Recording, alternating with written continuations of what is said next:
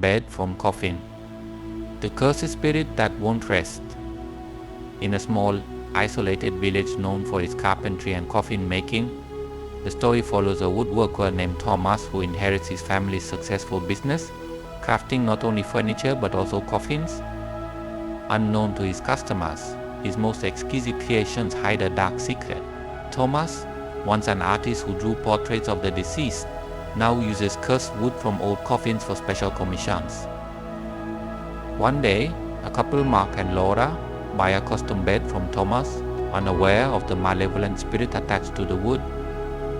As they begin to experience strange phenomena in their home, Mark's health deteriorates rapidly, plagued by nightmares and ghastly visions of a woman in a pink dress.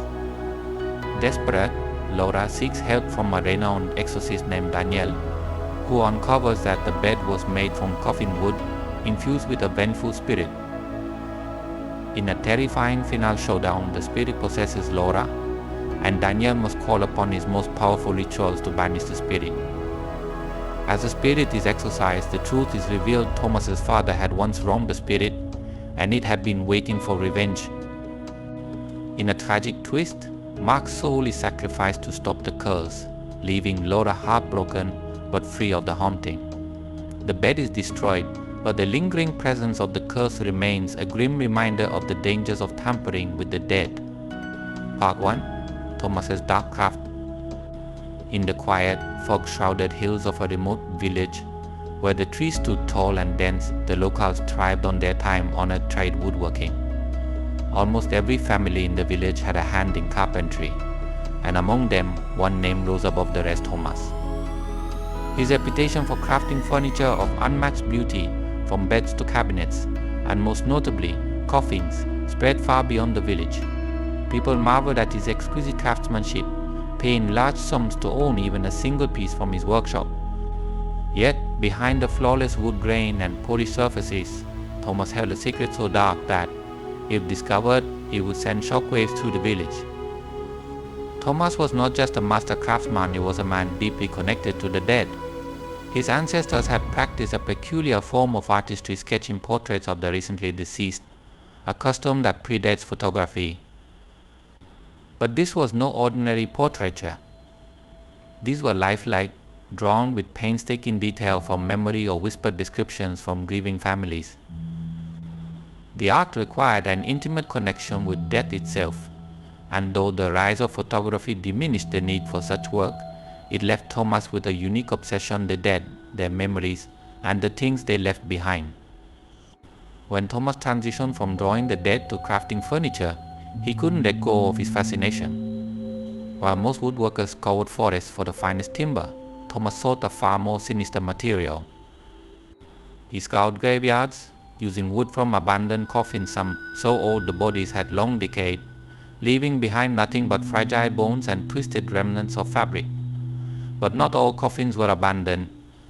Some were recent, belonging to those who had died under mysterious or violent circumstances. Thomas believed that the wood from such coffins held a certain power, a link between the living and the dead, and he wasn't wrong. The first time he used coffin wood was an accident. A storm had ravaged the nearby cemetery, uprooting graves and scattering coffins like dead leaves. Thomas, being the opportunist he was, saw this as free material. He salvaged what he could, not caring about the graves from which the wood came. It was just wood, after all, wasn't it? He crafted a magnificent bed from the wood, polished, sturdy, with intricately carved designs that resembled ancient runes. It sold for a fortune to a wealthy merchant in the city. But that bed came with something more: a curse. Shortly after purchasing the bed, the merchant's family was plagued by nightmares. They claimed to see shadowy figures standing at the foot of the bed, their skin pale, eyes empty, and mouths sewn shut. The merchant himself grew ill, his body weakening by the day until he could no longer rise from the cursed bed. He died within weeks, his face twisted in a grotesque expression of terror.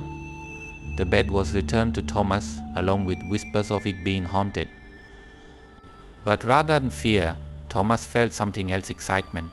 He was intrigued by the possibility that the wood had absorbed some essence of the dead, carrying with it a curse that bound the living to their doom. From that day forward, he sought out coffin wood intentionally, particularly from graves of those who had died in pain, anger, or betrayal. It became his secret ingredient, though he never told his customers the truth. Why would he? They paid for beauty, and he delivered it. Whether or not the wood carried a curse was none of his concern. When Thomas transitioned from drawing the dead to crafting furniture, he couldn't let go of his fascination. While most woodworkers scoured forests for the finest timber, Thomas sought a far more sinister material.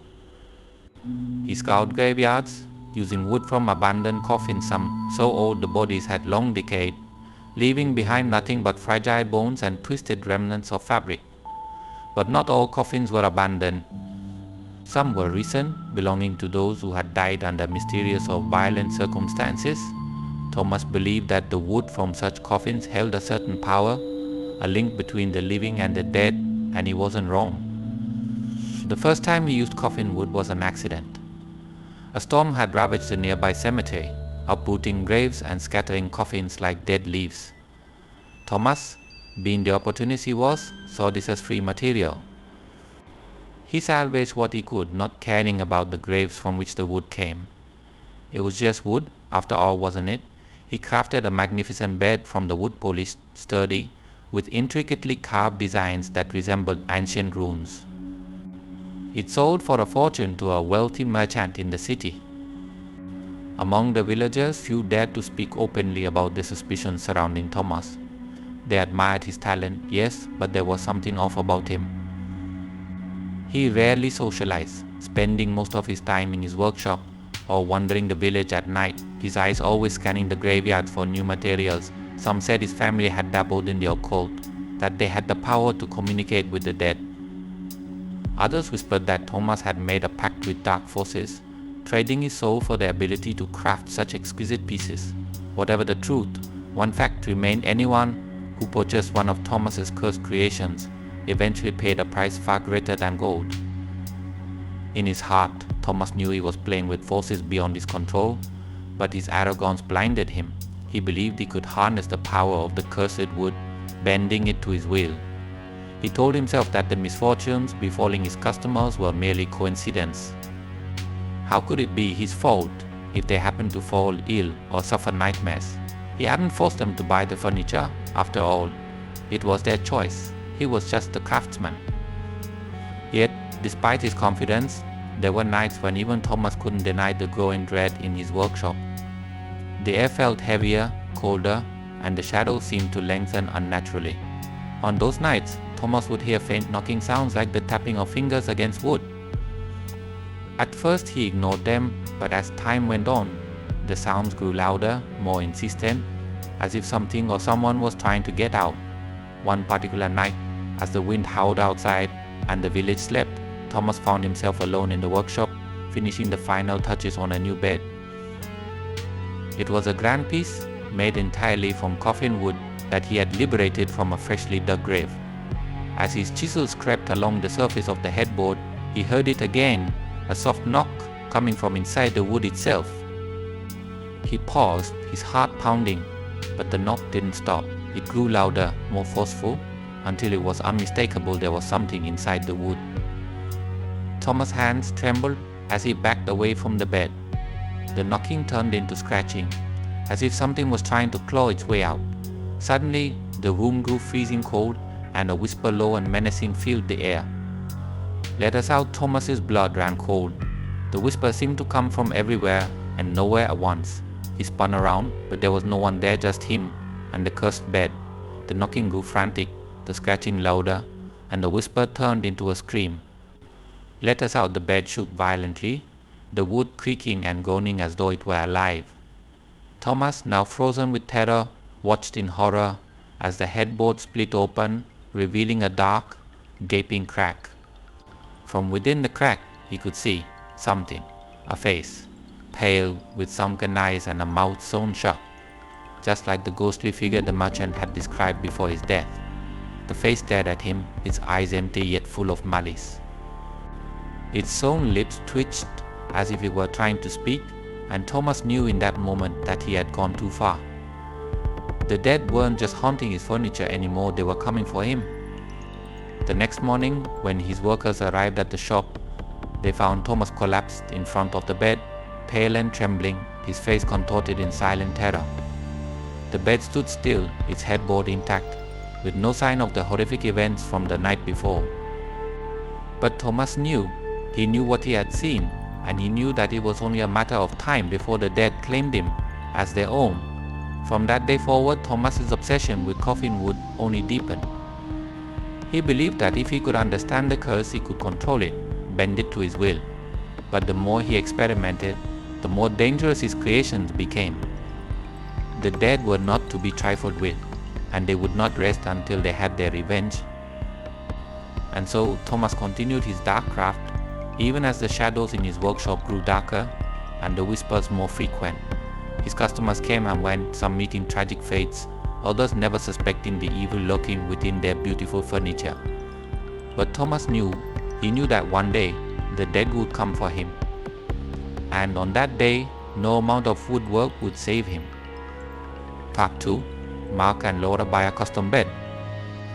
The sun hung low in the sky, casting long golden shadows across the village as Mark and Laura strolled hand in hand down the narrow streets. They were newcomers, fresh-faced and full of excitement, having recently moved from the bustling city to this quiet, picturesque village nestled between ancient forests and misty hills. Their decision to leave the city was driven by a desire for a slower pace, a place where they could start a family and build a home filled with warmth, love, and laughter. And part of that dream involved finding the perfect pieces to furnish their new home. Their wanderings brought them to Thomas's workshop, the largest in the village and renowned for its craftsmanship. The air inside the workshop was thick with the scent of freshly cut wood, and the rhythmic tapping of hammers and chisels provided a steady background noise. The place was a maze of half-finished furniture, tools, and sawdust, but the moment they stepped inside, one piece in particular caught their eye. It stood at the far end of the workshop, a massive bed, looming like a silent sentinel amidst the clutter. Its dark, rich wood gleamed under the dim lighting, the surface polished to a smooth mirror-like finish. But it was the headboard that truly captivated them. Intricately carved patterns, swirling like ancient runes, adorned the top, almost hypnotic in their complexity. There was something both beautiful and unsettling about it, a sense of history imbued in every curve and line. Mark's eyes lit up as he approached it, his hand reaching out to touch the cool, smooth wood. "This is it," he murmured, half to himself, as if the bed had been waiting for him all along. Laura joined him, her fingers lightly tracing the carvings on the headboard. "It's perfect," she said softly, her voice full of wonder. They didn't notice Thomas watching them from the shadows, his expression unreadable. He stepped forward, his presence almost too quiet for someone so large. His hands were rough and stained with years of work, but his voice was calm, almost gentle as he spoke. "Beautiful, isn't it?" Mark and Laura both turned to face him, smiling. "It's incredible," Mark said. "How much for this one?" Thomas hesitated, his gaze lingering on the bed as if he were weighing something in his mind. "Special," he said slowly. "Made from wood that seemed more than its fair share of history," Laura smiled, tilting her head. "History, huh? Well, we're looking for something with character. I think this might be it," but Thomas didn't return her smile. Instead, he stepped closer to the bed, his fingers brushing over the headboard with a strange reverence. "It's seen more than just history. You should know.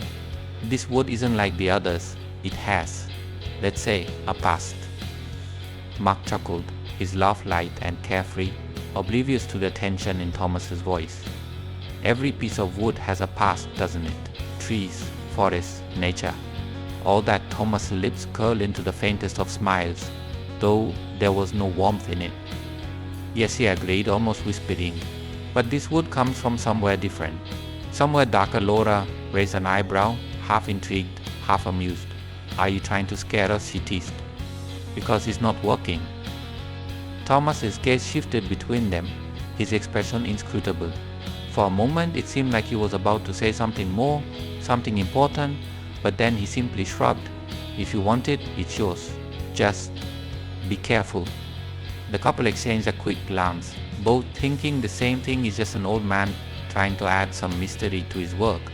They laughed it off, brushing aside the unease that lingered in the air.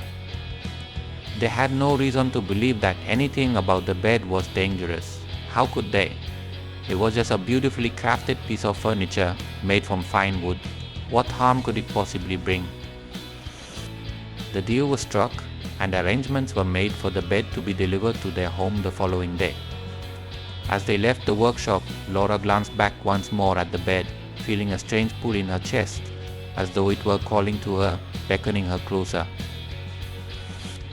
But she shook off the feeling, attributing it to excitement and nothing more. The next morning, the bed arrived at their cottage. It fit perfectly in their bedroom, its dark wood contrasting beautifully with the lighter tones of the walls and the soft fabric of their curtains. They spent the day arranging their things, settling into their new life with no thought to the vague warnings Thomas had given them.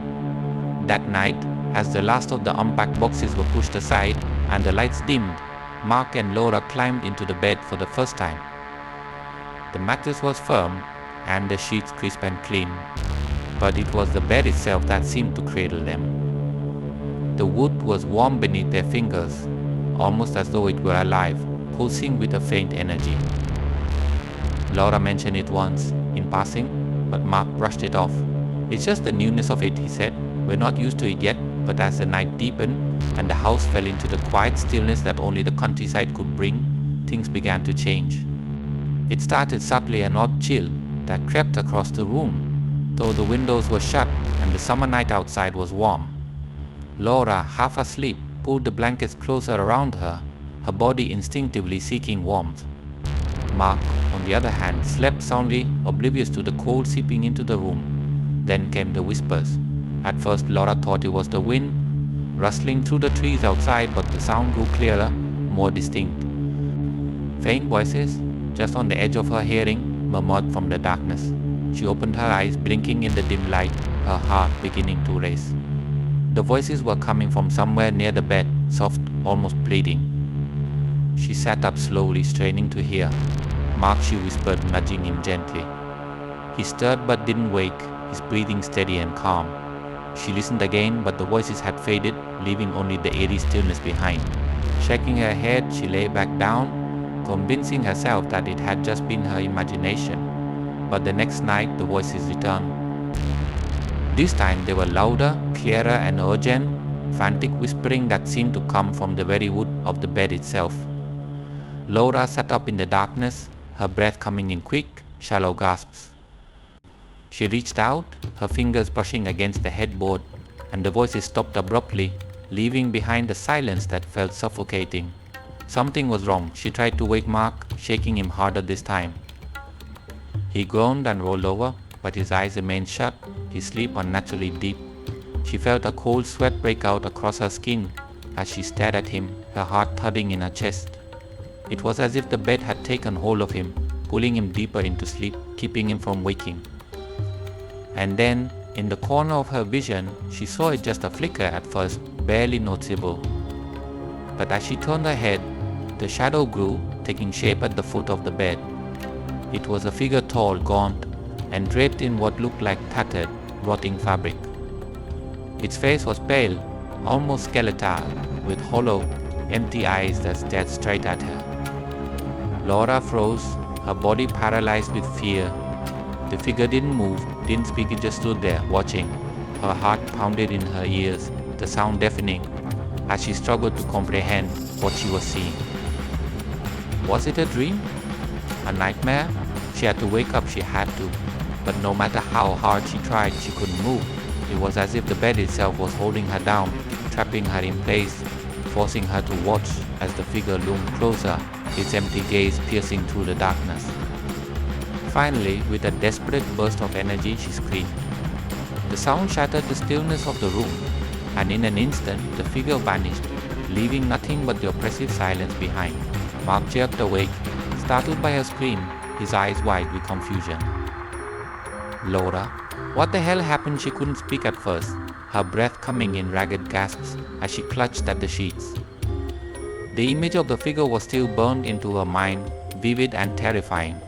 There was something, she whispered, her voice trembling. At the foot of the bed, Mark rubbed his eyes, glancing around the room, but there was nothing there, just shadows and moonlight filtering through the curtains. "You had a nightmare," he said gently, reaching for her hand. "It's okay." But Laura knew it wasn't just a nightmare. The whispers, the cold, the figure, they were real. And deep down, she knew it had something to do with the bed. Over the following nights, the strange occurrences grew worse. Mark, who had initially dismissed Laura's fears, began to experience them himself.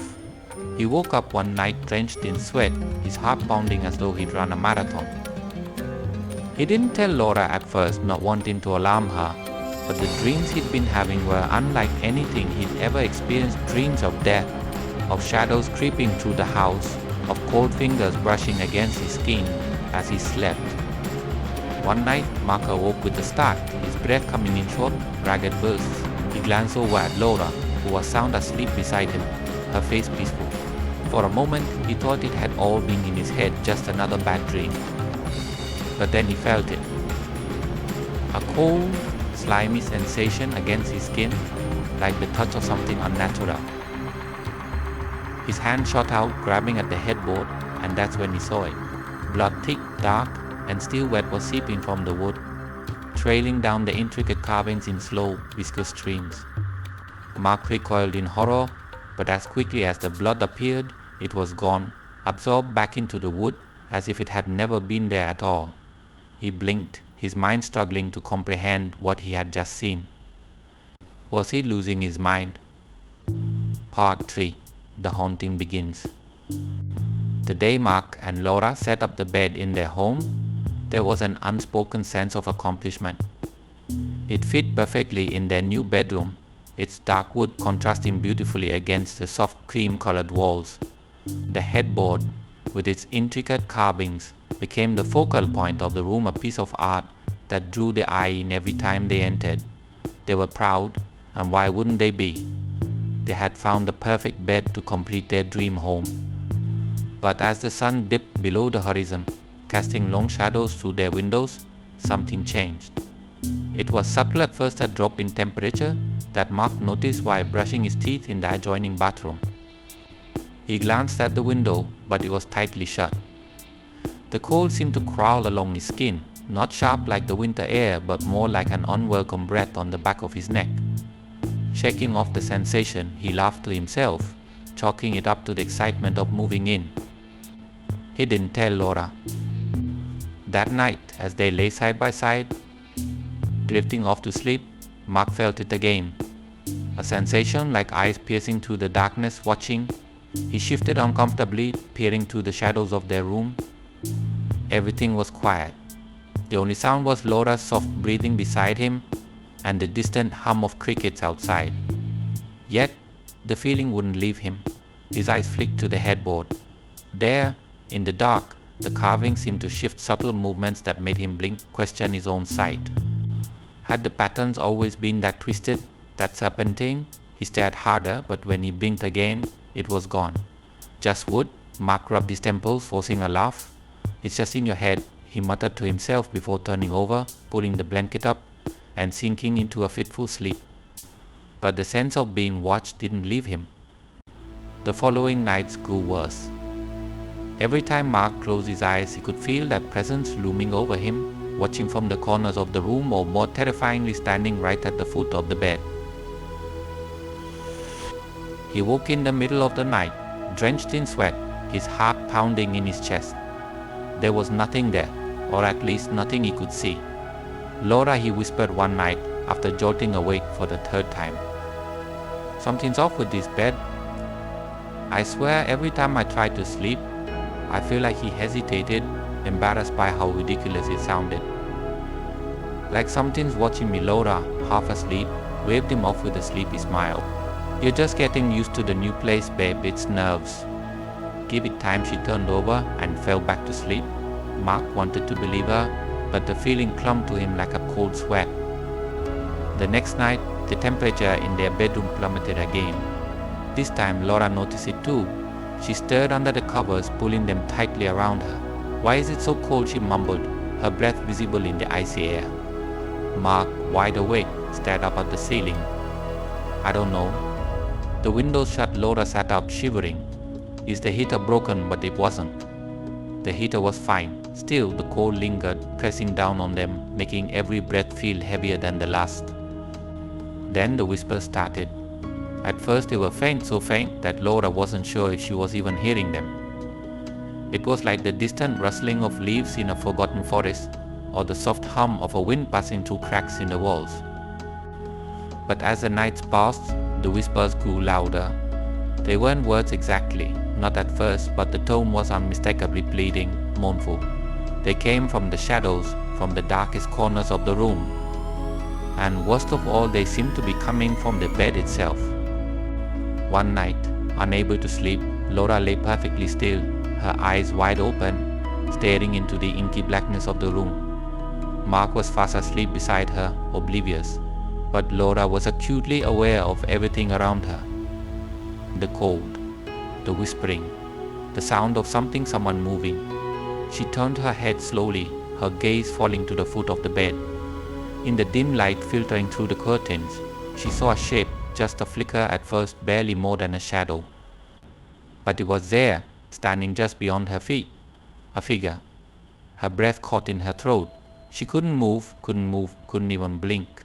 It felt as though every muscle in her body was frozen in place, gripped by an invisible hand. The figure remained still, watching her. Its presence was overwhelming, filling the room with a weight that pressed down on her chest, making it hard to breathe. And then, just as suddenly as it had appeared, the figure was gone. The cold began to lift, and the whispering faded into nothing. Laura bolted upright, her body trembling. Mark, wake up," she shook him, her voice shaking with terror. Mark groggily opened his eyes, confusion plastered across his face. "What is it? What's wrong?" There was something. Someone in the room, Laura stammered, her heart racing. "Standing at the foot of the bed. I saw it," Mark blinked, trying to shake the sleep from his mind. "You were dreaming. You being stressed?" "No," Laura snapped, her voice firm despite her fear. "I wasn't dreaming. I was awake. There was someone here." Mark sat up, glancing around the room. Nothing. "There's no one here," he said, trying to calm her down. It's just as Laura knew what she had seen. The figure, the whispers, it wasn't her imagination. Something was wrong with this bed, with their home. But how could she explain it? How could she convince Mark that they weren't alone? The following nights were a blur of terror. Mark, too, began to feel the weight of the bed's presence. It wasn't just Laura anymore. The cold would creep in each night, no matter how tightly they shut the windows, no matter how high they turned up the heat. The whispers became more persistent, more coherent. They didn't understand the words, but they understood the intent. It was a warning, a play, a curse. The bed became the center of their torment. It wasn't just a place to sleep anymore, it was a presence in their lives, one that watched, waited, and whispered things too dark to comprehend. One night, Mark woke with a start, the hair on the back of his neck standing on end. Something was wrong. His eyes darted around the room, searching for the source of his unease. Laura lay beside him, her breathing shallow and fast, clearly caught in some terrible dream. But it wasn't just a nightmare that set him on edge, it was the feeling, the unmistakable sensation that something was standing over him. He forced himself to turn, every muscle in his body protesting, his heart pounding wildly in his chest. His gaze fell upon the headboard, and then he saw it. The carvings, the intricate patterns that had first caught their eye were no longer just designs. They moved, writhing and twisting as though alive. Shapes emerged from the wood faces, grotesque and twisted in agony, their mouths open in silent screams. Eyes stared back at him, hollow and accusing. Mark's breath caught in his throat. His hands gripped the sheets, his knuckles turning white. It couldn't be real, it couldn't, but it was. The faces stared back at him, their expressions frozen in pain. He could feel their suffering, their anger. And then, from somewhere deep within the wood, he heard the sound of something scratching, clawing, desperate to break free. "Laura," he whispered, his voice barely audible. He didn't dare take his eyes off the headboard. "Laura, wake up." But Laura didn't wake. She lay still, her body tense, trapped in whatever nightmare had her in its grip. Mark's heart raced. The scratching grew louder, more insistent, as though something were trying to tear its way out of the wood. The faces contorted, their silent screams growing more desperate. And then, just as quickly as it had started, the movement stopped. The carving stilled, the faces melting back into the wood, leaving only the intricate patterns behind. The scratching faded into the darkness, replaced by the deafening silence of the room. Mark collapsed back onto the bed, his body trembling with fear. He stared up at the ceiling, his mind racing. What the hell was happening? What was this bed? And why had Thomas sold it to them? He glanced over at Laura, who was finally beginning to stir, her brow furrowed in confusion. She opened her eyes, looking at him with a mixture of concern and exhaustion. "Mark, what's going on?" For a moment, he couldn't find the words. How could he explain what he had just seen? How could he tell her that the bed, this beautiful, perfect bed, wasn't just furniture? It was something else, something alive. But before he could speak, the whispering began again. This time it was louder, clearer, and unmistakably angry. Part 4. Mark's nightmares intensify. The nightmares began slowly at first, like distant whispers that Mark could barely remember when he woke up. It was as though his mind was trying to shield him from the truth, hiding the horror behind a veil of forgetfulness. But each night, the dreams grew sharper, more vivid, until they consumed him entirely. It always started the same way. Mark would be standing alone in their bedroom, bathed in a pale, sickly light. The room would feel wrong, too quiet, too still. The air, thick and suffocating, would press down on his chest, making it hard to breathe. He would glance over at the bed, seeing Laura's figure lying still under the covers, asleep and unaware of the growing terror surrounding them. But he wasn't alone. At first it was just a shadow flickering in the periphery of his vision. Then the shadow would take shape a figure standing at the foot of the bed. A woman dressed in a tattered pink dress, her pale skin gleaming under the dim light. Her face, gaunt and hollow, seemed to stretch impossibly thin, her eyes black, empty voids that stared at him with an intensity that chilled his very soul. Mark couldn't move. His body was paralyzed, his muscles frozen in place as the woman stared, unblinking. Her mouth was sewn shut, thin, dark threads crisscrossing her lips in a grotesque, silent scream. The room felt colder, the air filled with the stench of decay, as though something long dead had suddenly crawled up from its grave. Then she would reach out, her long bony fingers would stretch toward him, her nails cracked and jagged, as if she had spent years clawing at something unseen.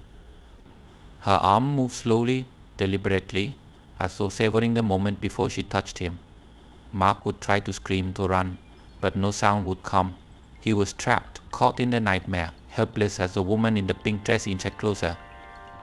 But the worst part was always her eyes. Those hollow black eyes.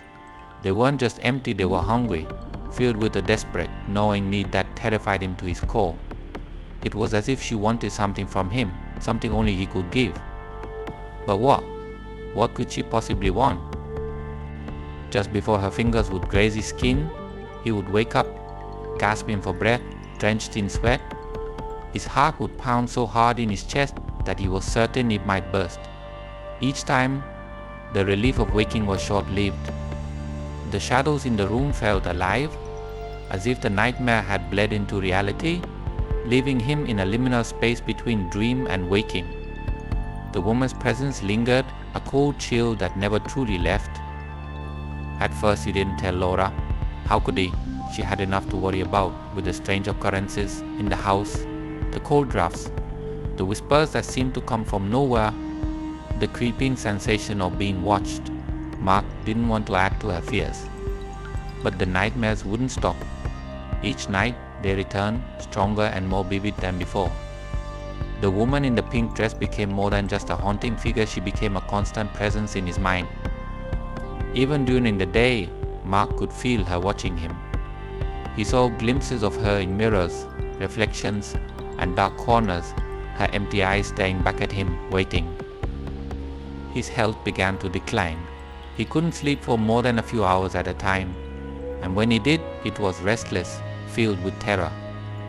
Dark circles formed under his eyes, and his skin grew pale, almost as if the life was being drained from him. He barely had the strength to get out of bed in the mornings, his body aching as though it had been beaten in his sleep. Laura noticed the changes immediately. She had tried to brush off the strange occurrences in the house as mere coincidence or perhaps tricks of the mind.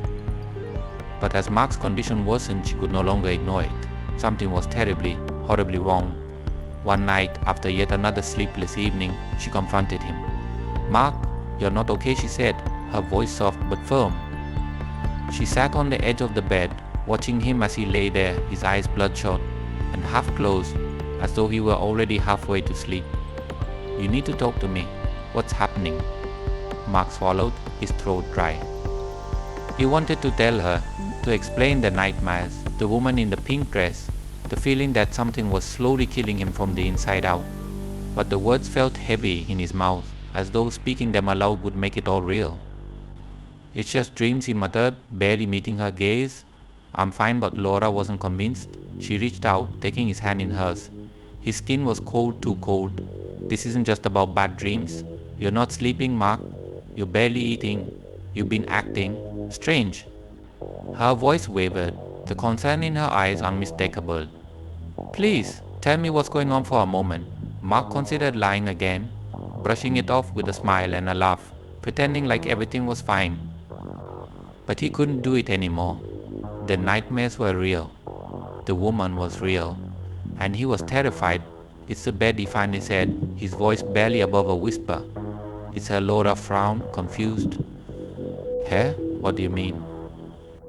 Mark took a deep breath, his heart racing. "Every night, she's there, standing at the foot of the bed." The woman in the pink dress, his hands trembled as he spoke, his eyes wide and fearful. "She doesn't say anything, but she watches me, and I think she wants something."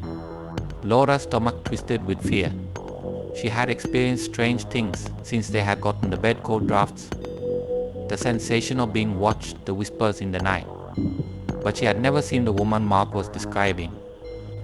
"You're just dreaming," she said, trying to reassure him, though her own voice was unsteady. "It's all in your head." Mark shook his head, his expression desperate. "No, Laura. It's real. I see her. I feel her. She's not just in my dreams anymore." He paused, his breath shaky. "She's here." Laura stared at him, her mind racing. Could it be possible? Could the strange occurrences be connected to this ghostly figure in Mark's dreams?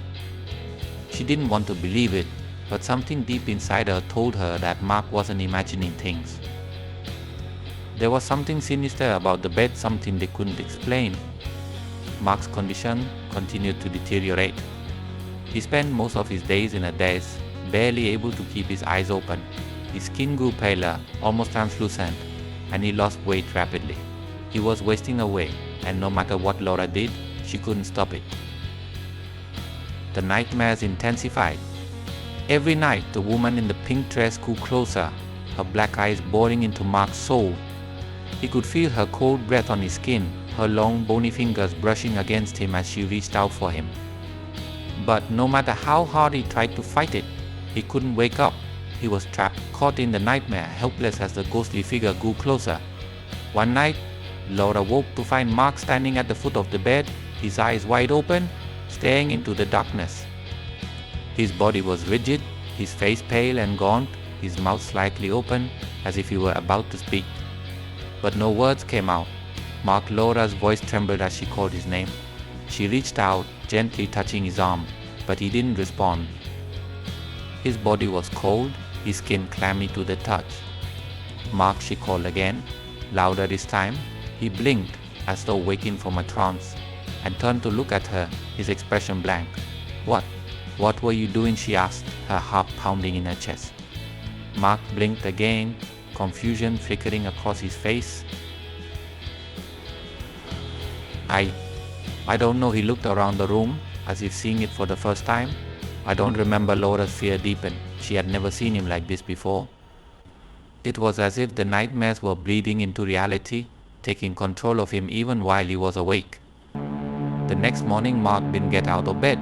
His body was weak, his breathing shallow. Laura called the doctor, but they found nothing physically wrong with him. They couldn't explain the rapid weight loss, the pale skin, the exhaustion that plagued him. But Laura knew. She had seen the way Mark looked at the bed, the fear in his eyes whenever he spoke about the woman in the pink dress. This wasn't the sickness of the body, it was something else. Something far more dangerous, and it was only getting worse. That night, as Laura lay beside Mark, she kept her eyes open, watching, waiting.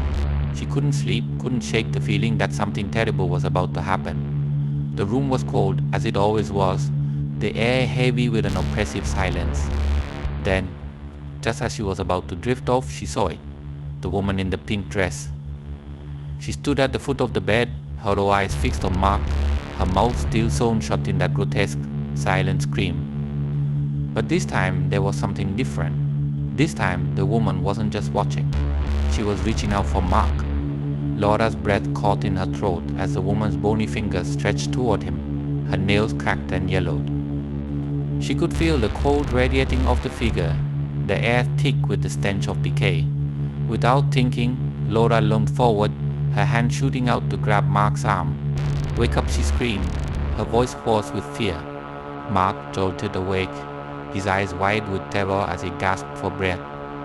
The woman was gone, but the fear lingered, thick and suffocating. Laura held him close, her heart racing. "We need help," she whispered, her voice shaking. "We can't do this alone," Mark nodded weakly, his body trembling. He knew she was right. The woman in the pink dress wasn't just a dream. She was real. And she wasn't going to stop until she got what she wanted. Part 5. Enter Daniel, the exorcist. The house had grown colder, darker. Every breath felt thick, as if the very air was tainted with something wrong. Mark lay in bed, gaunt and pale, his chest barely rising with each shallow breath. Laura sat beside him, her hands trembling as she held his, her heart pounding with desperation. She had tried everything, doctors, prayers, even sleeping in another room, but nothing worked. The woman in the pink dress was still there, lurking in the shadows, growing stronger with every night that passed. And Mark was fading away, slipping further into a place where she couldn't reach him. It was only when she felt truly helpless, her spirit almost as drained as Mark's, that she thought of Daniel. Daniel wasn't the typical man of faith. He didn't preach in churches or offer solace through comforting words. He was an exorcist, a man who had dedicated his life to confronting the things that most people refuse to believe in. He wasn't easy to find either. His reputation was one of whispered rumors, stories passed from one desperate soul to another. Laura had heard about him from an old acquaintance who had once faced a similar situation, though they refused to give details. With shaking hands, Laura dialed the number she had been given. It rang once, twice, and then a voice answered. His voice was low, calm, and steady.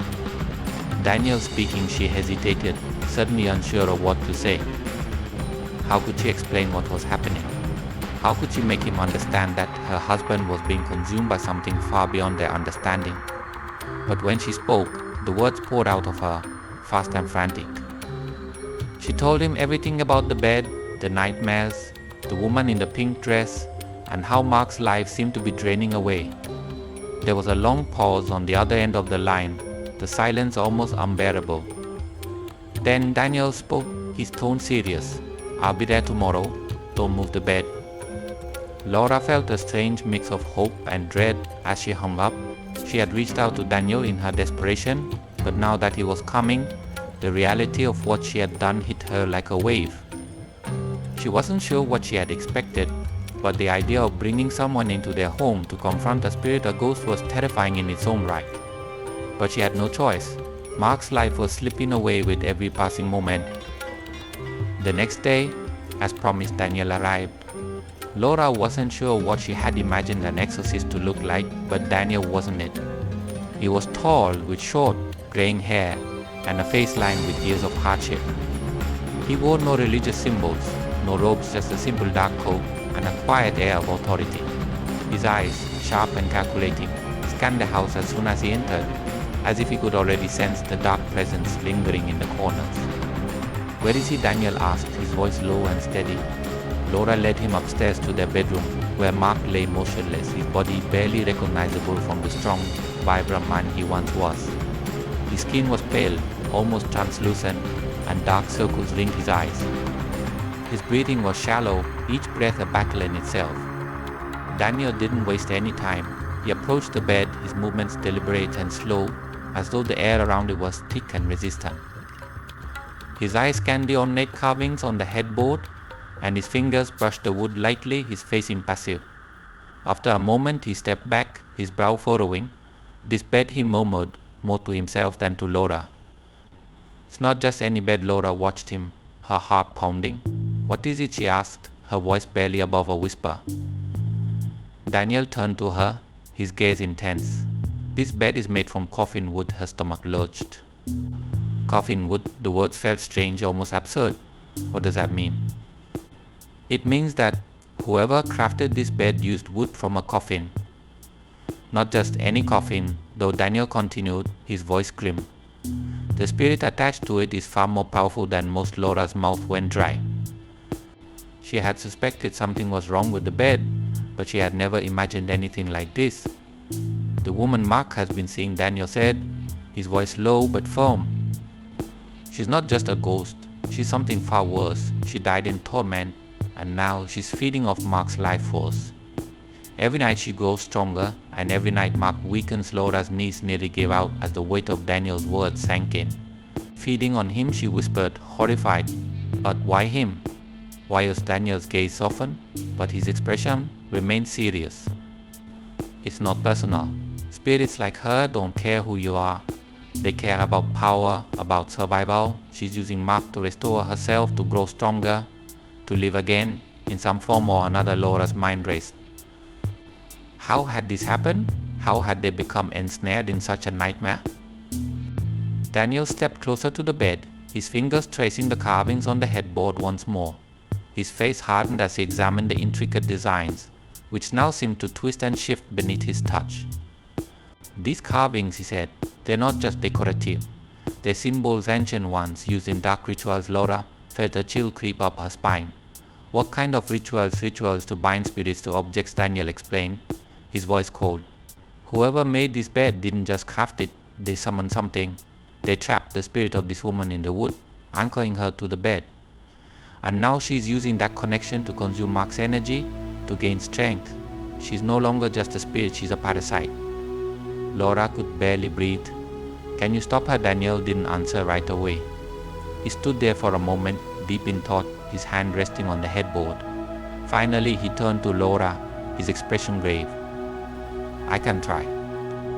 But it won't be easy. Spirits like her don't let go willingly. We'll have to break the bond between her and the bed, and it will be dangerous." Dangerous. The word hung in the air like a curse, but Laura didn't care. She would face any danger if it meant saving Mark. "Do whatever you need to," she said, her voice shaking but determined. "Just save him. Please." Daniel nodded, his expression resolute. "I'll need to perform a ritual of cleansing. But first, I need to understand exactly what we're dealing with." He knelt by the bed, his hands hovering over Mark's frail body. He closed his eyes, murmuring softly under his breath, as though reaching out to the spirit that had taken hold of her husband. The air in the room grew colder, heavier, as if something was pushing against them, resisting Daniel's presence. For a long moment there was silence. Then, without warning, Mark's body convulsed violently, his back arching off the bed as if some unseen force had gripped him and was pulling him upward. His mouth opened in a silent scream, his eyes wide with terror. Laura cried out, rushing forward, but Daniel held up a hand, stopping her. "Don't touch him," Daniel ordered, his voice sharp. "She's fighting me." Laura's heart pounded in her chest as she watched in horror.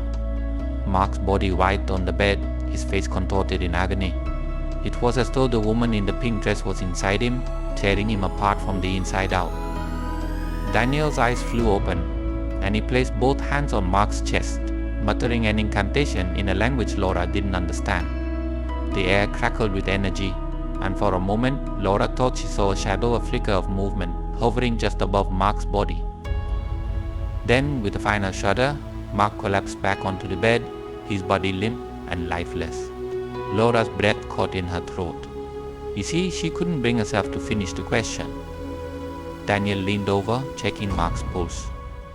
After a tense moment, he nodded. He's alive, he said quietly. But barely. Laura let out a sob of relief, though her heart still ached with fear. What happened? What did you do? I made contact with the spirit, Daniel explained, standing up. His face was pale, sweat beading on his forehead. She's strong, stronger than I expected. Laura's stomach twisted with dread. What does that mean? It means she's been feeding on Mark for a long time, longer than we realized.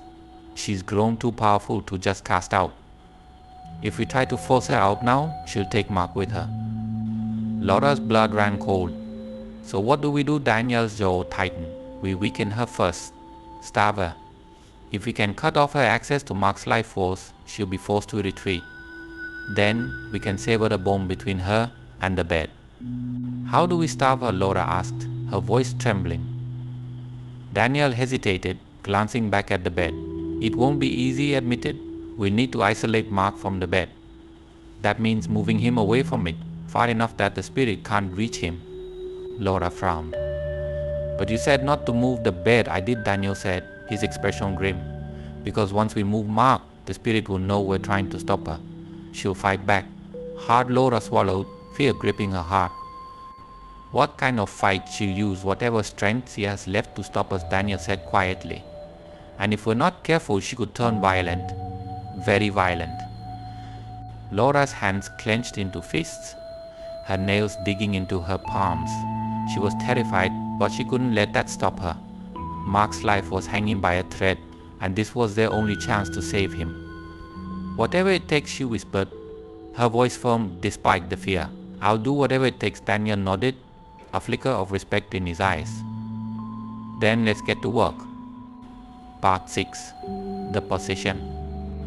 The room was thick with an oppressive darkness as Daniel prepared the ritual. The air itself seemed to vibrate with a malevolent energy, as if the spirit sensed the coming battle and was already gathering its strength. Laura stood by the door, her body tense and heart pounding in her chest. She had no idea what to expect, but she knew one thing for certain: the thing that had been tormenting Mark was not going to let go easily.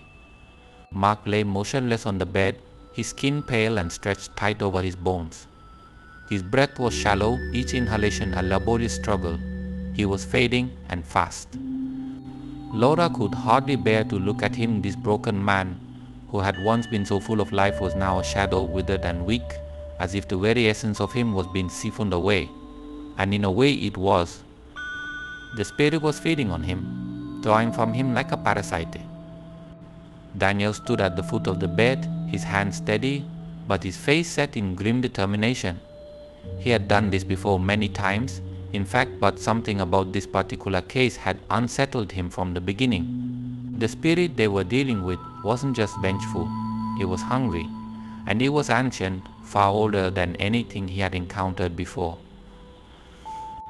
He laid out the tools of his trade, a mixture of holy relics, incense, candles, and other items that had been blessed and consecrated to weaken the power of spirits. Each tool had its own history, each one carrying the weight of battles fought and won against the unseen. But tonight, Daniel knew that these objects might not be enough. He could feel the presence in the room growing stronger, angrier. "I'll need your help," he said to Laura, his voice steady but strained. "Whatever happens, don't leave the room. Stay with me, and no matter what you see, don't let the spirit manipulate you. It will try to break you, but you have to stay focused." Laura nodded, though her stomach churned with fear. What if she didn't know how to finish the question, her fear of the unknown choking her words. Daniel glanced at her, his eyes serious. "If you feel anything unusual, tell me immediately." The spirit may try to enter you, especially if you show any signs of weakness. We can't afford that. Do you understand?" Her mouth was dry as she answered, "I understand." Daniel took a deep breath and began. His voice dropped into a low, rhythmic chant, words in an ancient language that Laura couldn't understand but somehow felt. The room seemed to darken even further as the ritual began, the shadows creeping in from the corners, swirling like a thick fog. The candles flickered, their flames dancing wildly as if caught in an invisible wind. Laura's gaze shifted to Mark, her heart breaking as she watched him struggle to breathe. His chest barely rose and fell now, his body so fragile that she feared the slightest touch might break him. But she knew this was their only chance. If they didn't stop the spirit now, Mark wouldn't survive another night. Daniel's voice grew louder, more forceful as the chant continued. The temperature in the room plummeted, and Laura shivered uncontrollably, her breath coming out in white puffs. She felt something shift in the air, an unseen force that pressed against her skin like cold fingers, wrapping around her, tightening. And then she heard it, a whisper, faint at first, just a soft murmur in the back of her mind. But it grew louder, more insistent, like a voice echoing through her skull. She squeezed her eyes shut, trying to block it out, but the voice grew stronger, pushing its way in. "Let me in," it hissed, its tone serpentine and malevolent. "I need you." Laura's heart raced. The voice was inside her head, clawing at her thoughts, trying to worm its way into her consciousness. She shook her head, biting her lips so hard she tasted blood. "No," she whispered, her voice shaking. "Get out." But the spirit wasn't listening. The pressure grew, and suddenly the air in the room seemed to explode with energy. The candles went out all at once, plunging the room into complete darkness. Daniel's chanting stopped abruptly, and Laura heard him gasp. She opened her eyes, only to find the room spinning, the walls warping as though they were made of liquid. The bed shifted beneath Mark, as if the very ground was rising and falling like waves in a stormy sea. The whispers grew deafening, echoing all around her, filling her mind with their venomous promises. "Let me in." "You can't stop me." Suddenly, Laura's body went rigid. It felt as if ice-cold fingers had latched onto her spine, pulling her upright. Her breath hitched, her heart racing as her limbs moved without her control. She tried to speak, to call out to Daniel, but her voice was trapped in her throat. Her body wasn't her own anymore. Daniel turned toward her, his eyes widening as he saw what was happening. "Laura."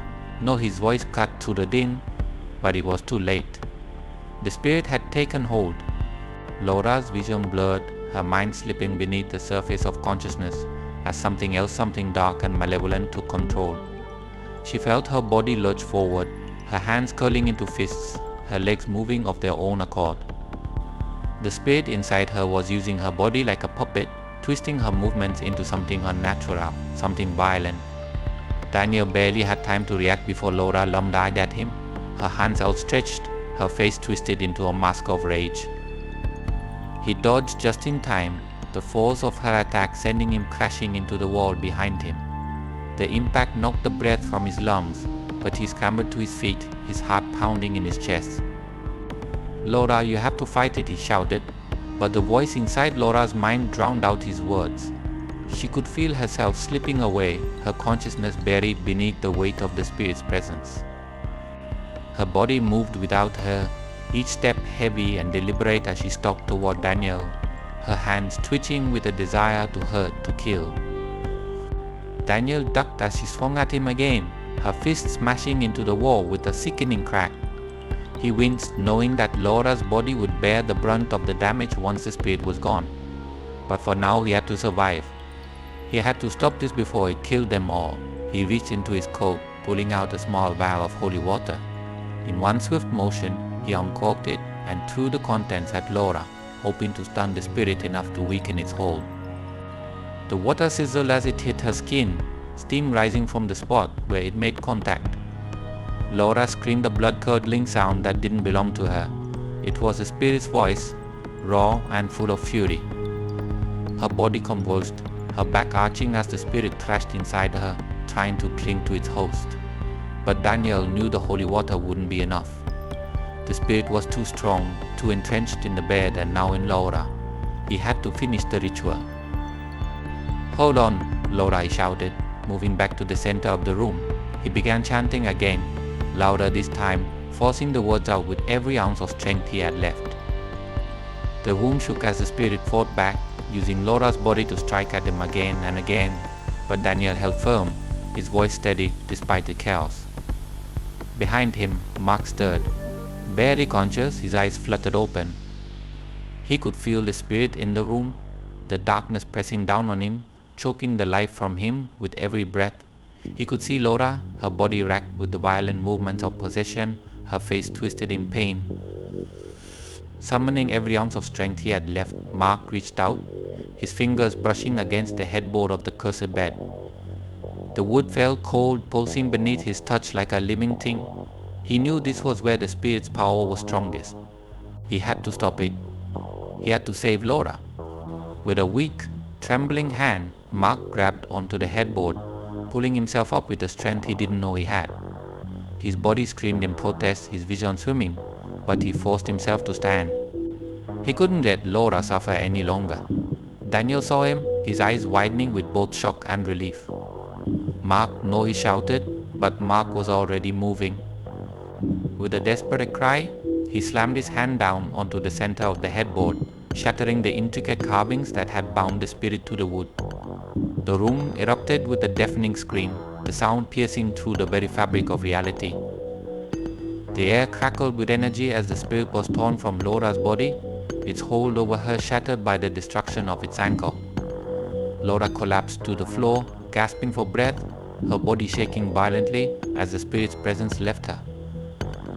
Daniel rushed to her side, checking her pulse, relief flooding through him when he realized she was alive. Mark, however, was not as lucky. He fell back onto the bed, his body limp, his eyes half open but unseeing. His chest barely moved, his breath shallow and weak. Mark, Laura cried, crawling toward him, tears streaming down her face. "No, no, please." Daniel knelt beside him, his face grim. "He's too far gone," he said softly, his voice heavy with regret. The spirit took too much from him, but Mark, with the last remnants of his strength, reached for Laura's hand. His fingers, frail and cold, wrapped around hers as he gave her a faint smile. "I'm okay," he whispered, his voice barely audible. "It's over," and with that, Mark's eyes closed, his body going still as the last of his life slipped away. The room was silent, save for Laura's quiet sobs as she clung to his lifeless hand. Part 7. Mark's Sacrifice.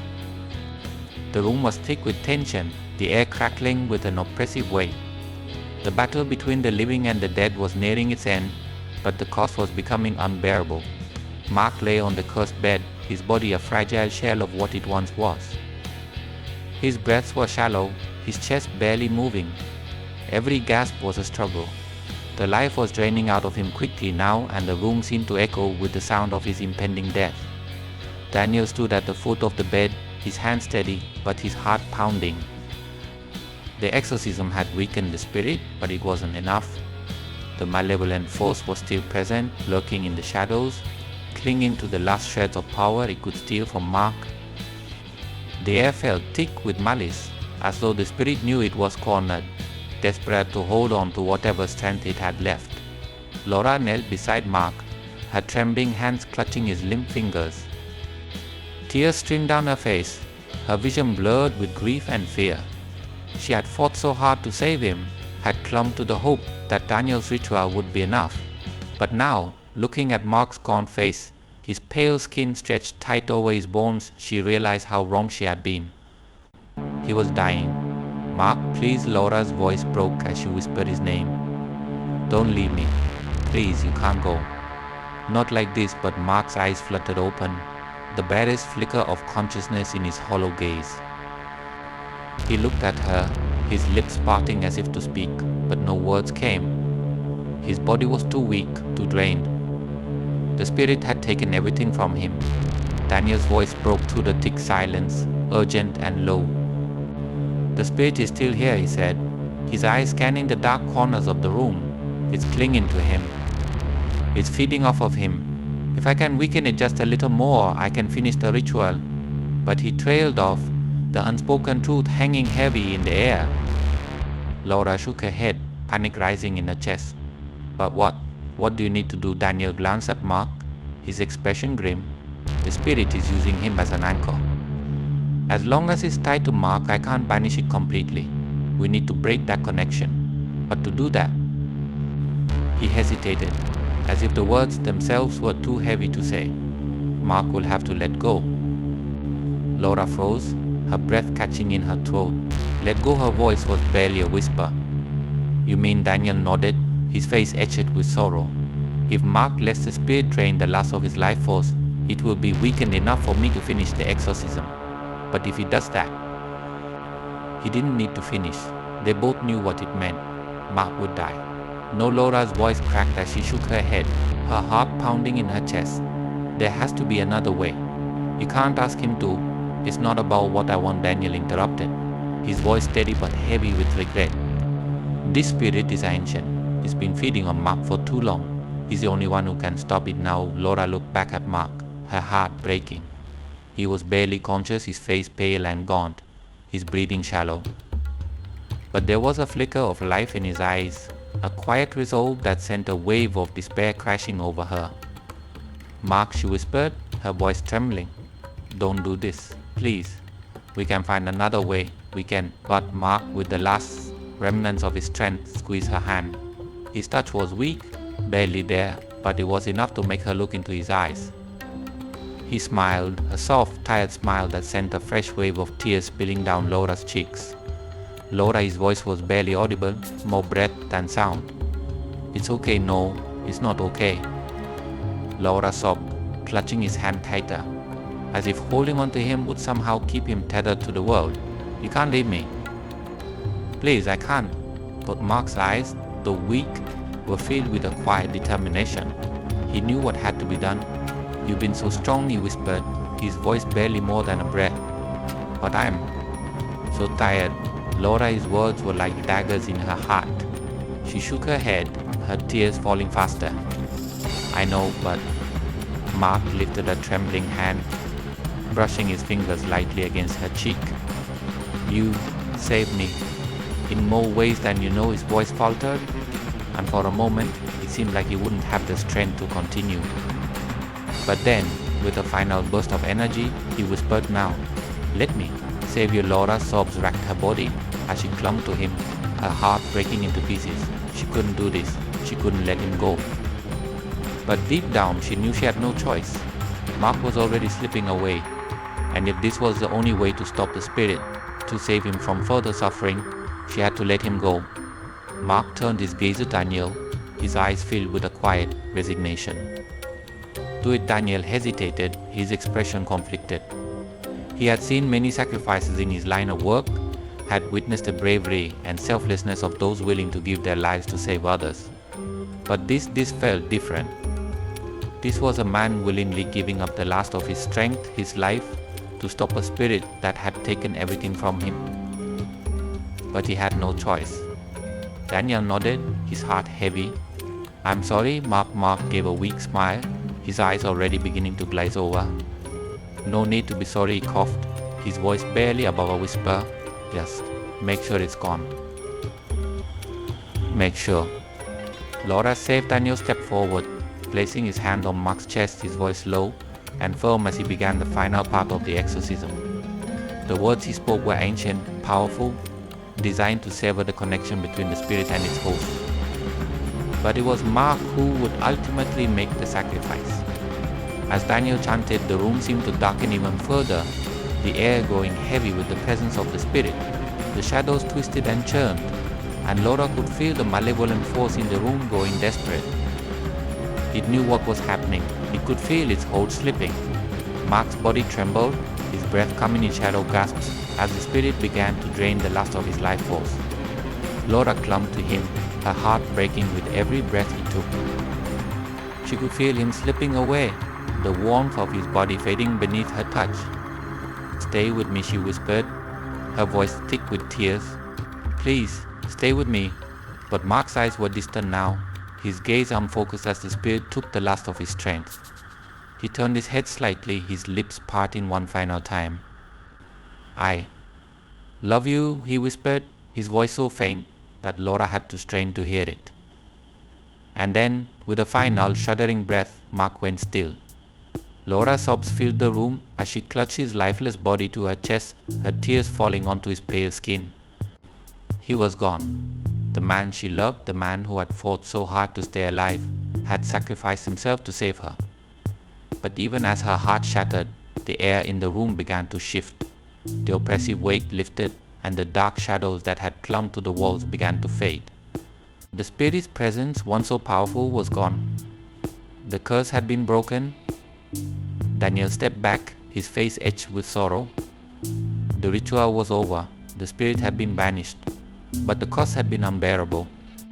Laura sat there, cradling Mark's body, her sobs echoing in the now silent room. The air was still empty, but the silence was deafening. It pressed down on her, a suffocating reminder of what had been lost. Daniel knelt beside her, his hand resting gently on her shoulder. "I'm sorry," he whispered, his voice heavy with grief. "I'm so sorry," but Laura couldn't respond. She could only sit there, rocking back and forth, her hands trembling as she held on to the only thing she had left of Mark. The spirit was gone. The nightmare was over. But her heart was broken beyond repair. Part 8. Destroying the cursed bed. The morning after the battle felt surreal, like a fever dream that Laura couldn't shake. The house was heavy with sealants, the kind that suffocates and presses down, a weight too immense to lift. Sunlight filtered weakly through the windows, casting dull streaks across the floor where Laura sat, numb and motionless. The previous night's events echoed in her mind, replaying in flashes Mark's lifeless body, the final whisper of his voice, the exorcism, and the overwhelming grief that followed. She had held him for hours after he was gone, unable to accept the cold finality of it all. It was supposed to be over. The spirit, the tormented, was all supposed to end. But the price had been too high. The cost of peace had been the man she loved, the man who had given everything to save her, to stop the nightmare that had consumed them both. Now she was alone. Daniel moved quietly through the house, gathering what few materials he needed for what was to come next. He too carried the weight of what had transpired, though his demeanor remained steady. This wasn't the first time he'd seen death claim someone in the midst of his work, but it never got easier, and this Mark's sacrifice was different. There had been something personal about it, something that made Daniel feel more connected to the couple than he ever had to anyone else he had helped. He stopped in the doorway, watching Laura for a moment. She sat by the bed, staring at the cursed wood that had been the epicenter of so much horror. It was still there, dark, oppressive, radiating a cold energy despite the spirit's banishment. Though its power had waned, its presence still filled the room like an unwelcome guest that refused to leave. "We need to destroy it," Daniel said quietly, breaking the silence. His voice was gentle but firm. He knew what needed to be done, but he also knew how much pain it would cause Laura. It's the only way to make sure this never happens again. Laura didn't respond right away. Her eyes remained fixed on the bed, the memories of her and Mark's final moments together rushing back with every glance at the intricate carvings on the headboard. The same bed that had once been a symbol of their new life together had become the object that took him away from her. Her throat tightened as the grief swelled inside her, choking her words before they could form. Finally she nodded, her voice barely audible. Bernard Daniel approached the bed slowly, running his hand along the wood. It still felt cold, almost unnaturally so. The carving seemed to shift slightly beneath his touch, as though the spirit had left behind a residue of its malevolence, a faint echo of its presence. The room still held the faintest traces of the horror that had unfolded here, and Daniel knew that simply leaving the bed untouched would be a mistake. Its power had to be extinguished completely. "We'll take it outside," Daniel said, his voice steady. We need to make sure the fire consumes every part of it." Together, they lifted the bed heavy, ominous, and brimming with the memories of the past few weeks and carried it out of the house. The sky outside was clear, a sharp contrast to the storm of emotions swirling inside Laura. The world felt indifferent to her grief, moving on without a care, while her own heart remained shattered, frozen in the moment she had lost Mark. The fire pit in the yard was a crude thing, hastily assembled with dry logs and kindling. Daniel worked quickly, methodically, building a pyre large enough to consume the cursed bed. Laura watched in silence, her hands trembling as she clutched Mark's wedding ring, the only thing she had left of him. She couldn't bring herself to speak, her body moving on autopilot as Daniel prepared the fire. When the bed was finally positioned atop the pyre, Daniel stepped back and struck a match. The flame flickered for a moment before catching the kindling, quickly spreading to the larger logs.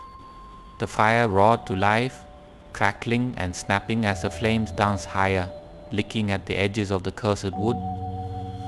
For a moment, the bed didn't seem to react. It sat there, stubbornly resisting the fire's heat, as though the malevolent energy within it was still trying to hold on. But soon, the flames grew stronger, engulfing the wood with a hungry intensity. Smoke billowed into the air, thick and black, curling upward like the final breath of the spirit that had haunted them. Laura stood a few feet away, her arms wrapped around herself as she watched the fire consume the bed.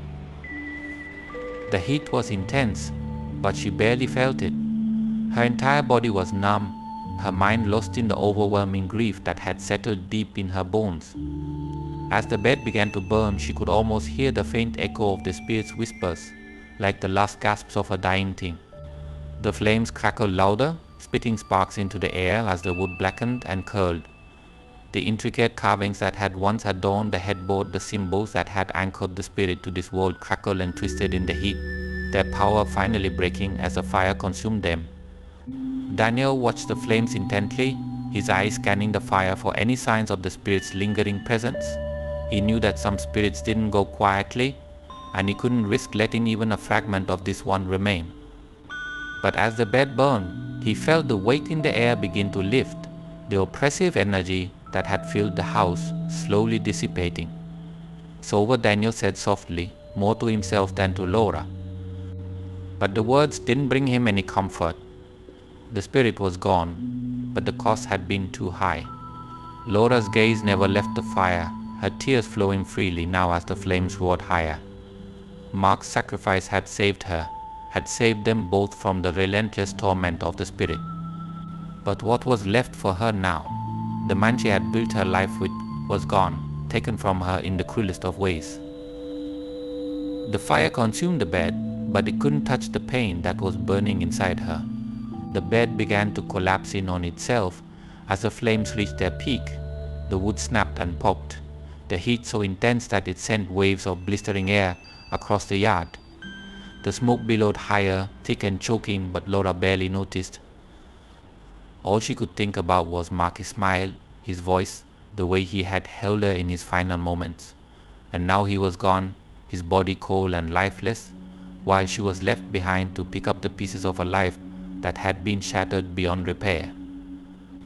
Daniel placed a hand on her shoulder, his touch gentle but grounding. "You don't have to stay," he said quietly. "It's done. You don't need to watch." But Laura shook her head, her voice hoarse with grief. "I need to see it burn. I need to know it's really gone." Daniel didn't argue. He understood the need for closure, even if it was the kind that tore you apart. So they stood there together, watching as the cursed bed was reduced to ash and embers. The fire began to die down, the heat fading as the flames consumed the last remnants of the wood. The smoke thinned, drifting into the sky like the last breath of a dying thing. The bed was gone. The spirit was gone. But Mark was gone too.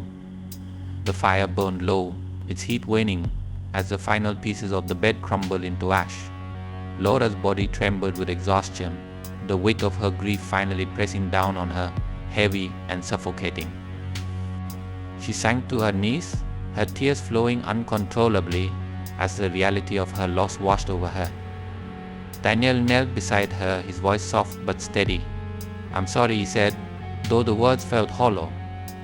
He had seen this kind of loss before, but it never got easier. He was a brave man. "He saved you." Laura clutched Mark's ring tighter, her knuckles white from the force of her grip. "He shouldn't have had to," she whispered, her voice raw with pain. "He shouldn't have died." Daniel had no response. He couldn't offer comfort, couldn't erase the pain that had consumed her. All he could do was sit with her in the silence, as the last of the fire died out and the sun began to sink lower in the sky. Hours passed before Laura finally rose to her feet, her body aching with the weight of her grief. The fire was nothing more than a smoldering pile of ash now, the cursed bed completely destroyed, but the emptiness in her heart remained vast and unfillable. She turned to Daniel, her voice barely more than a whisper. "What now?" Daniel met her gaze, his expression solemn. "Now, you grieve." Laura nodded, though the idea of moving forward, of living without Mark, felt impossible. But she knew Daniel was right. The nightmare was over, but the pain would linger. The spirit had taken so much from them both, and though it was gone, its impact would never truly fade. As she walked back toward the house, the sun setting behind her, Laura knew that nothing would ever be the same.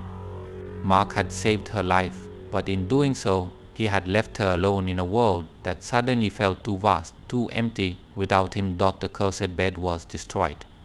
The haunting had ended, but the cost was a burden she would carry for the rest of her life. Part 9. The Lingering Curse. The flames had long since died, leaving only a smoldering pile of ash and charred wood where the cursed bed once stood.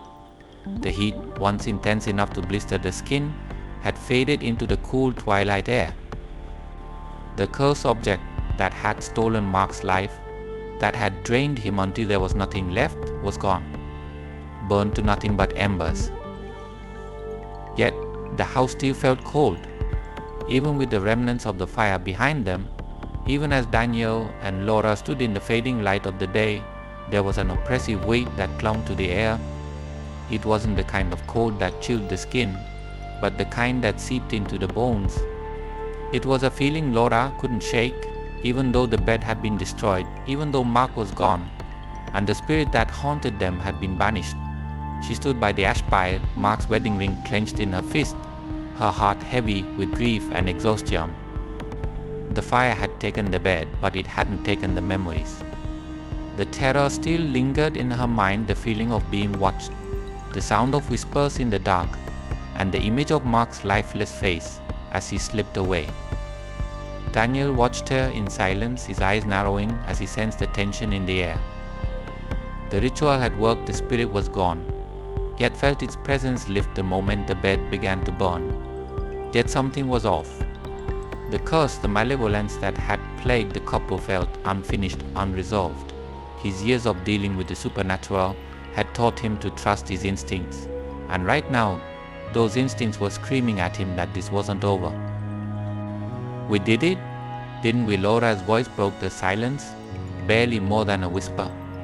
"The bed is gone. It's over." Daniel didn't answer immediately. He looked down at the ashes, his expression grim. "The bed is destroyed." Yes, his voice was low, cautious. "But I'm not sure it's truly over." Laura's heart sank at his words. She turned to him, her brow furrowed. "What do you mean? You said the spirit was tied to the bed. You said burning it would banish the spirit." Daniel interrupted, his tone firm but uneasy. "And it did. The spirit we fought last night is gone. But the bed, it wasn't just a haunted object, it was a conduit. A gateway, if you will." Laura stared at him, confusion mingling with the grief that still weighed heavily on her chest. "A gateway," Daniel nodded, his gaze still fixed on the smoldering remains of the bed. That bed wasn't cursed in the traditional sense. It wasn't just a haunted piece of furniture. It was built from Coffin wood that had absorbed years, maybe even centuries, of suffering, grief, and death. The spirit we banished was just one of many that could have been tied to that wood. Laura's blood ran cold. She had believed that destroying the bed would end the nightmare, that once the spirit was gone, she could at least begin to grieve for Mark without the weight of the supernatural pressing down on her. But now, Daniel was telling her that it wasn't over, that it might never truly be over. So what are you saying? Her voice was shaky, her throat tight with fear. That there are more spirits, that they're still here. Daniel's face was grim as he turned to face her fully. It's possible, he said, his tone heavy. The spirit that took Mark, it was strong but not invincible. There could be others tied to that wood. Spirits that didn't show themselves because they were weaker or waiting. When we destroyed the bed, we severed their anchor to this world, but that doesn't mean they're gone. Laura felt her legs tremble beneath her, her knees threatening to buckle. She had already lost Mark.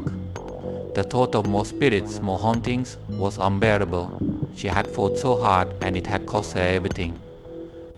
Daniel, sensing her distress, softened his voice. I'm not saying you're in immediate danger, Laura. The bed is gone. The strongest spirit, the one that killed Mark, has been banished. But curses like this, they have a way of lingering. Lingering, Laura's voice was barely above a whisper, the weight of the words settling in her chest like a stone. You mean this could come back? Daniel hesitated, unsure of how to explain the complex nature of curses and the spirits tied to them. It's hard to say for sure. Sometimes, when an object as cursed as that bed is destroyed, the spirits tied to it are freed, but without a physical anchor like the bed, they have nothing to cling to. They fade away, but in some cases. Laura stepped closer, her hands trembling. In some cases, the spirits find a new anchor, Daniel admitted, his voice low and careful. It could be another object, it could be a place, or it could be a person. The implication hit Laura like a punch to the gut. A person. Could that mean her? Could the spirits now be tied to her? Was she doomed to carry this curse with her for the rest of her life? Her voice trembled as she spoke. Could they be tied to me? Daniel sighed, his eyes filled with sympathy but also caution. It's possible you were there when the curse was at its strongest. You were there when Marky paused, his voice thick with the weight of what he couldn't say. The spirits could be drawn to that energy, to your grief. But I don't know for sure. Laura felt a cold chill sweep through her. The idea that the curse wasn't over, that the spirits might still be tied to her, was unbearable. How could she move on? How could she grieve for Mark if the nightmare was still lurking in the shadows? What do I do? She asked, her voice barely above a whisper. How do I stop this? How do I make sure it's really over? Daniel didn't have an easy answer. He had seen cases like this before, where the destruction of a cursed object didn't bring an end to the curse itself. Sometimes it lingered, festering in the air like a sickness that couldn't be cured. I don't know if there's a way to stop it completely, Daniel said, his voice filled with regret. But there are things you can do. Keep yourself grounded, surround yourself with people who care about you. Don't let the grief consume you. Spirits feed on negative energy, fear, anger, loss. If you let those emotions take over, you might open the door for something else to come through. Laura's heart pounded in her chest. It all sounded so impossible. She had just lost the love of her life, the man who had sacrificed everything to save her. How could she not grieve?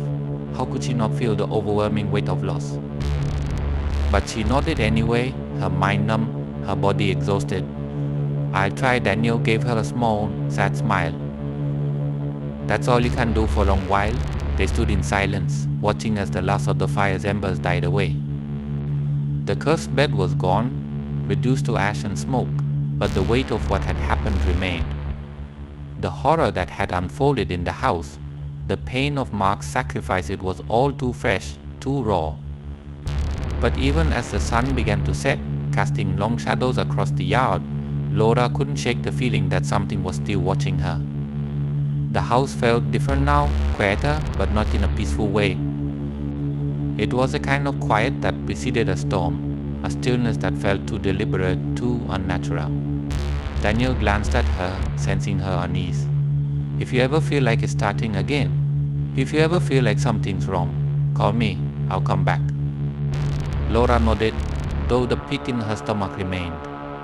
She didn't want to believe that the nightmare wasn't truly over, but deep down she knew that Daniel was right. The spirits tied to the cursed bed may have been banished, but that didn't mean they were gone. Not completely, not forever. As Daniel packed up his things and prepared to leave, Laura stood at the edge of the yard, her gaze fixed on the ashes of the bed. The wind had begun to pick up, swirling the remnants of the cursed wood into the air, scattering them like whispers in the breeze. She closed her eyes, the weight of Mark's absence pressing down on her chest. She could almost feel his presence beside her, could almost hear his voice, soft and reassuring. But when she opened her eyes, she was alone. The sun dipped below the horizon, and as the darkness crept in, Laura felt a chill crawl up her spine. She turned toward the house, her heart heavy with the realization that the curse might never truly leave her. Somewhere, deep in the shadows, something watched and waited. The bed was gone, but the curse might still linger, and Laura knew, in the quiet of the night, that the danger might not be completely over.